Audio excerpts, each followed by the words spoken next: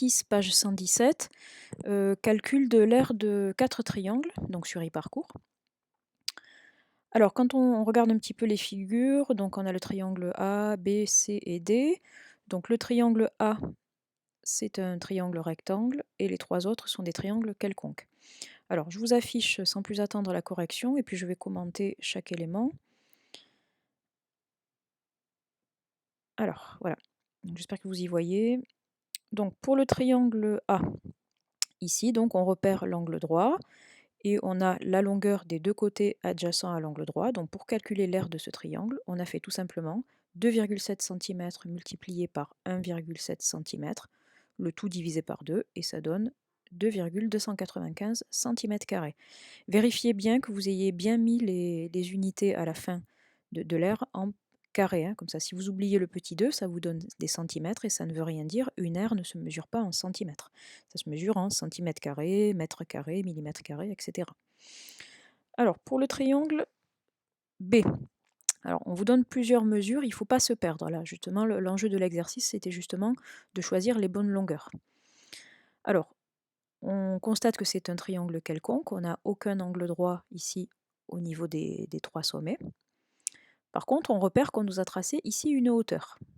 Donc on nous a tracé la hauteur perpendiculaire à ce côté-là du triangle. Donc il va falloir déjà déterminer la longueur ici de ce qu'on va considérer comme la base. Donc il faut ajouter 3,5 cm et 0,5 cm. Ça correspond ici aux 4 cm qui ont été utilisés dans le calcul. D'accord ? Donc ici on a la base qui fait 4 cm multiplié par la hauteur. On choisit cette longueur-là parce que c'est celle qui est perpendiculaire à cette base. Donc on fait 4 cm multiplié par 1,2 cm et on n'oublie pas de diviser par 2 et ça nous donne 2,4 cm². D'accord ? Donc je répète, pour faire ce calcul-là, on a dû additionner 3,5 et 0,5 cm pour avoir toute cette longueur-là. D'accord ? Alors, triangle petit c, ça correspond, vous savez, à l'exemple que je vous ai mis dans la leçon, dans lequel on a la hauteur qui est à l'extérieur du triangle, parce qu'on a, parmi les 3 angles du triangle, un angle obtus ici. Alors, c'est là qu'il ne faut pas se tromper. On a ici la longueur, ici la hauteur, elle fait bien 5,6 cm, donc ça va être cette longueur-là qu'il va falloir utiliser. Mais attention ici, la base du triangle, ça n'est pas tout ça, parce que cette partie-là, elle est extérieure au triangle. La longueur de la base, c'est uniquement 5,7.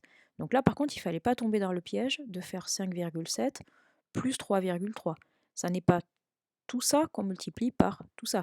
Parce que si vous faites 3,3 plus 5,7, si vous multipliez cette longueur par celle-là, vous allez calculer l'aire de tout ce triangle, c'est-à-dire la partie verte plus la partie blanche. Or, vous ne voulez que la partie verte. Donc pour cela, il faut faire 5,7 multiplié par 5,6, c'est ce qu'on fait ici, divisé par 2. Dernier triangle, donc c'est à nouveau un triangle quelconque, parce que si on regarde là, au niveau des 3 sommets, on n'a pas d'angle droit. Par contre, on nous donne la longueur d'une base ici, avec la longueur de sa hauteur correspondante. Donc on doit faire 4 cm multiplié par 2,1 cm, le tout divisé par 2, et ça donne 4,2 cm².